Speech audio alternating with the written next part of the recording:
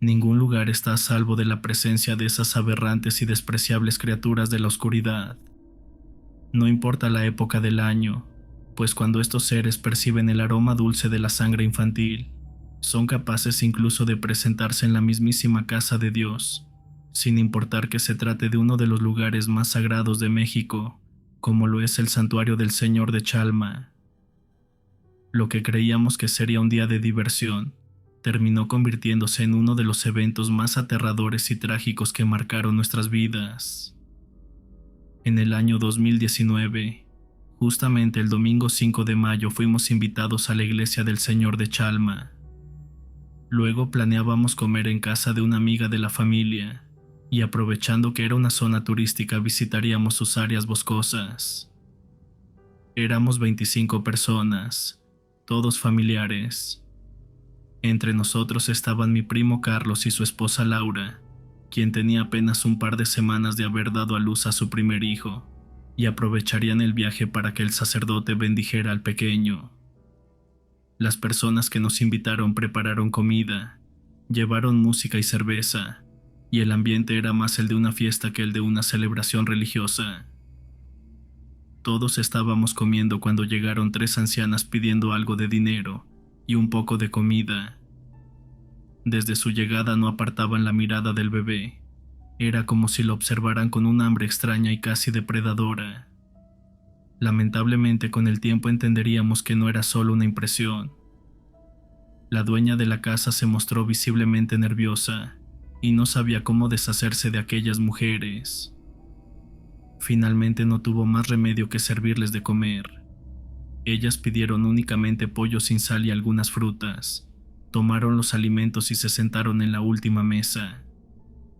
Aproximadamente una hora después, la anfitriona, con voz temblorosa, se acercó a la esposa de mi primo para pedirle con toda discreción que recogieran sus cosas y se marcharan antes del anochecer, ya que según dijo estaban en peligro. Explicó que las tres ancianas eran señaladas por la gente del pueblo como brujas nahuales. Afirmó que aunque ella no podía asegurarlo, muchas personas las conocían por su supuesta habilidad para transformarse en animales, o incluso en fenómenos naturales como tormentas o remolinos. Les contó que una de ellas era su comadre, y hacía años que no la veía en el pueblo. Solo aparecían en días festivos, y especialmente cuando la gente acudía en masa a la iglesia de Chalma, momento en que estas mujeres aprovechaban para escoger a sus víctimas. Le resultaba muy extraño que hubieran bajado del cerro, pues hacía mucho tiempo que no lo hacían. Lo más perturbador era que se hubieran presentado en la casa del Señor de Chalma, un lugar profundamente sagrado. Aseguró que eso solo podía significar que tenían un apetito voraz y que probablemente ya habían marcado al bebé. Mi prima se asustó muchísimo al escuchar estas palabras.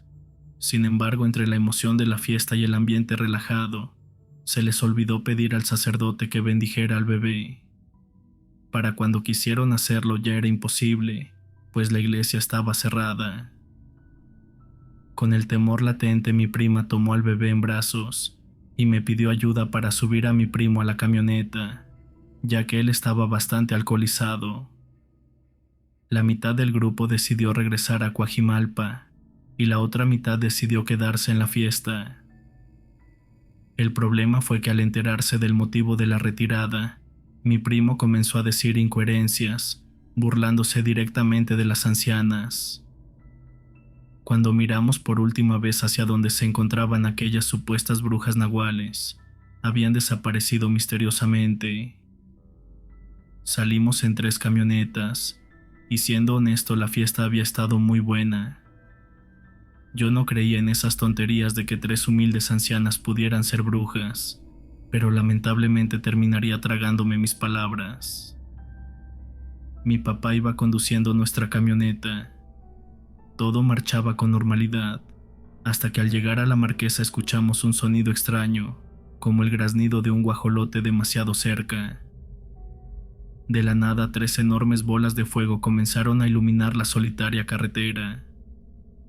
Lo que veíamos era increíble, pues estuvimos a punto de salirnos de la autopista por el susto. Detuvimos las 3 camionetas y todos bajamos a observar esas extrañas luces flotantes.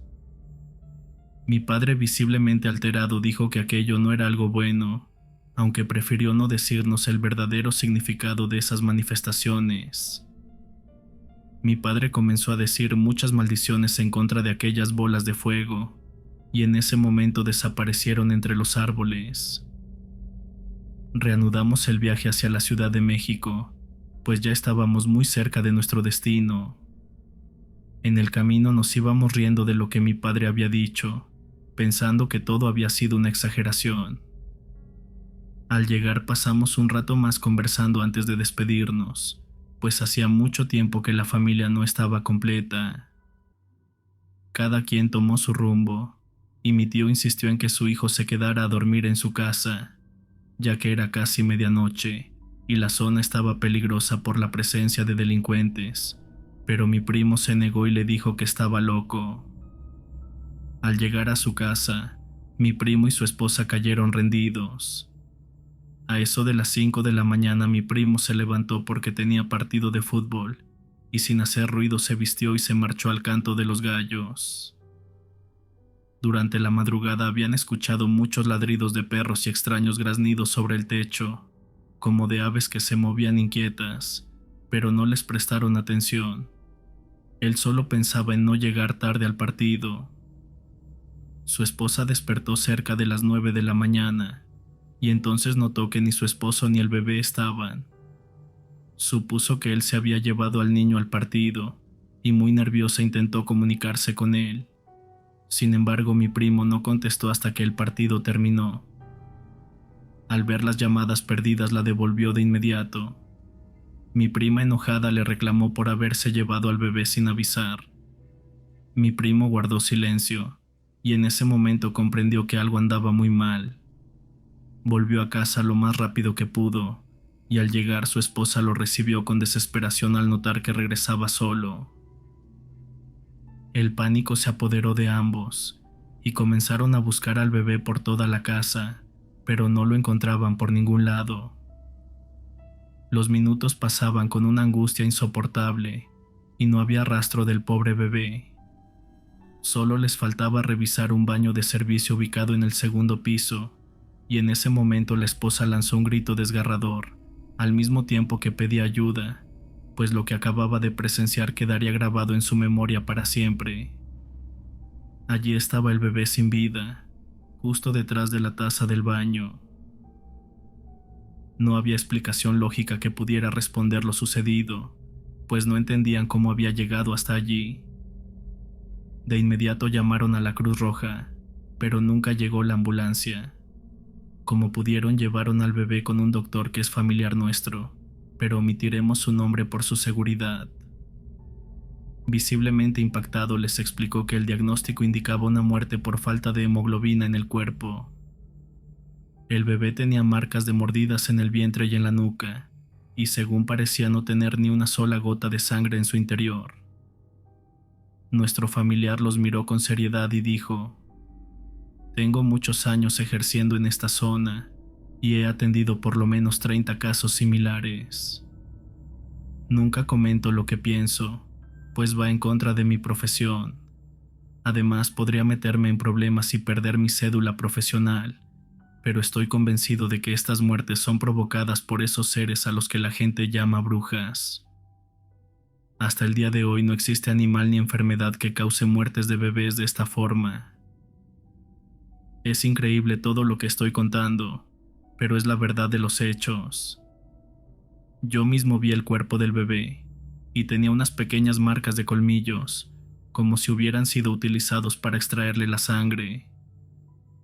Fue devastador pensar que después de reunirnos para una fiesta, al día siguiente estaríamos reunidos para un funeral. Mi madre no podía dejar de llorar, pues cuando lo estaba preparando para el velorio notó las marcas. Eran las mismas que según ella le habían arrebatado la vida. La casa de mi primo no era lo suficientemente grande para velar al bebé, así que decidimos hacerlo en la mía, que quedaba solamente a 3 calles. Hasta allá llegó toda la familia, y cuando pensábamos que todo había terminado, nos llevamos la última sorpresa. Faltaban algunas cosas para el funeral, y mi primo regresó a su casa por ellas. Al abrir la puerta escuchó un alarido espantoso, una voz desgarradora que suplicaba que la dejaran salir. Mi primo regresó al funeral casi llorando del miedo, gritando que el diablo estaba dentro de su casa. Recuerdo que eran como las 10 de la noche, y efectivamente se escuchaban lamentos horribles. Mi tío furioso gritó que ahí mismo cobraría venganza por la muerte de su nieto. Éramos como 10 primos, y todos temblábamos al escuchar aquellos gritos. Provenían de un closet cerrado con llave, y desde adentro se escuchaban rasguños de un animal intentando salir. Mi tío empezó a romper la madera con la punta del machete, y desde dentro una voz femenina rogaba piedad, implorando que la dejaran libre por favor. En el momento en que mi tío arrancó la puerta del closet, salió corriendo un enorme gato negro, pero en su rostro se podían distinguir claramente rasgos humanos. Aquel animal estaba completamente desquiciado y corría por todos lados sin control. Intuimos que podía tratarse de una de las 3 brujas que había matado al bebé. Imaginamos que fue sorprendida por la luz del día, y a diferencia de las otras, no logró escapar hacia las montañas, por lo que se escondió en el ropero. Esa habitación tenía años sin usarse, pues había pertenecido a nuestra abuela, que en paz descanse. Al mirar con más atención aquella recámara, notamos que las puertas y ventanas tenían herraduras, sábila y ajos. En pocas palabras, era un lugar sellado, y era imposible que esa maldita bruja nahual pudiera escapar. Entre todos intentábamos matarla, pero el enorme gato negro se defendía salvajemente, y al mismo tiempo emitía gritos con voz de mujer. Entonces mi tío le hizo una cruz a su machete, se persignó y logró acertarle un machetazo. Aquel ser cayó agonizando ante nuestras incrédulas miradas. Después de todo aquello, mi tío nos ordenó echarla en una bolsa de plástico y subirla a la camioneta. Su intención era llevarla al funeral y mostrarle a la familia la causa de tanta desgracia, pero luego reflexionó que podría asustar a quienes no conocían toda la historia. Lo pensó largo rato, y finalmente decidimos llevarla un poco cerca del desierto de los leones. Cuando llegamos al sitio, quemamos aquella horrenda bestia debajo de un árbol. La maldita no moría fácilmente, y a pesar de estar en llamas todavía hacía intentos por moverse y escapar. Fue hasta que dejó de retorcerse que supimos que había muerto, y nuestro bebé inocente había sido vengado. Regresamos al funeral ya entrada la madrugada. Reunimos a los familiares más cercanos, y acordamos que después del entierro, saldríamos rumbo a Chalma para buscar a las otras 2 brujas que quedaban vivas, pues estábamos decididos a matarlas. Algunos familiares pensaban que estábamos locos, y otros decían que todo era una serie de coincidencias, pero mi tío nos insistió en visitar la casa de la señora que nos había invitado a la fiesta, la misma donde se presentaron esas malditas brujas nahuales. Llegamos a Chalma después de las 7 de la noche. Pedimos hablar con la señora, pero ella mandó decir que no podía recibirnos, ya que estaba en un funeral. Por la mañana un policía del pueblo había informado que encontraron un cuerpo cerca del desierto de los leones. El cadáver tenía varias características similares a las de su comadre, por lo que le pidieron que fuera a identificarlo. Al llegar confirmó que efectivamente se trataba de su comadre. El policía, que era vecino suyo, le dijo que la mujer había sido asesinada durante la madrugada, y mi tío muy serio le preguntó si habían encontrado el cuerpo quemado. La señora respondió que sí, y que la reconocieron por algunos dientes que resistieron al fuego. Según la policía, probablemente fue secuestrada y quemada para desaparecer su cuerpo. Sin embargo, explicaron que para reducir un cuerpo a ese estado, se necesita una temperatura extremadamente alta y constante, lo cual no era común, así que esa fue una de las razones por las que pudieron identificarla con rapidez. Mi tío exigió hablar personalmente con la señora, y cuando por fin se presentó le contó todo lo sucedido. Ella se mostró sorprendida por la crueldad de aquellas criaturas, y por saber que todo lo que se decía de su comadre era verdad. Mi tío le pidió la ubicación de la casa donde según vivían las otras dos brujas. Ella nos la dio sin dudar, y al llegar al lugar ya no había nadie. Mi tío se quebró en ese lugar, y se puso a llorar impotente por no haber podido acabar con esos asquerosos seres, y desde aquel día su salud comenzó a deteriorarse. Poco a poco fue perdiendo peso, y hoy en día ni siquiera puede levantarse de la cama. Es como si el paso del tiempo se le hubiese triplicado. Creemos que las brujas que escaparon lo maldijeron, porque lo hemos llevado con muchos especialistas, y ninguno ha podido encontrarle nada. Nosotros solo esperamos su muerte. Sé que suena duro, pero creemos que es lo mejor para él. Algunos no creerán esta historia, pero pasó en el año 2019. Yo estuve presente en todos estos sucesos, y esta historia marcó a mi familia para siempre. La muerte de un bebé es devastadora, y ahora imagínense lo que se siente perderlo en estas condiciones.